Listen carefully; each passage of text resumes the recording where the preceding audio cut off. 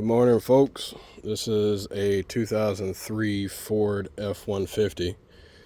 This is the same for all these 10th gen body style F150s. So I'm replacing the window regulator and motor. So far there's 3 screws that I see. This one I think is supposed to have a screw in it as well, but there's no piece here. Although there was a screw in the bracket that goes on here. You want to try to have the window up if possible, but in this situation it was not possible because the window fell down and the window regulator was up. So you have one screw here. You should have one screw here, I believe, for the handle. Then you have one screw there and one screw there. In this instance, they are Phillips heads. And you have 2 11mm nuts here. These things right here can be a bear to get out, so take your time, don't break anything. And make sure you get yourself a drill bit, at least a 5/16, and a center punch, because you have rivets in these 6 locations.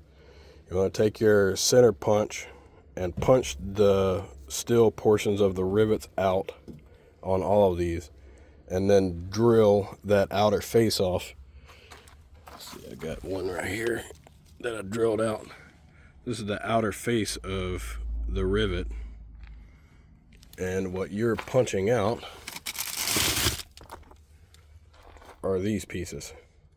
And yes, you can do that with a center punch. Just knock them through. Make sure you fish them out whenever you're done. That way you don't have to worry about it rattling when the door is closed. But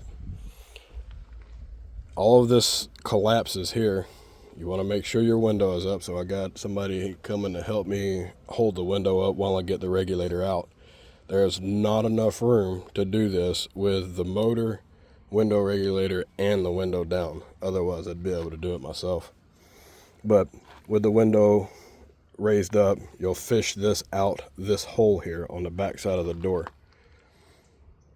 And then the other one essentially goes in exactly the same way. You've got the 2 nuts that go here, and then you have to put rivets back in or bolts and nuts. It's honestly easier just to go get a cheap rivet gun from like Harbor Freight or something and put the rivets back in.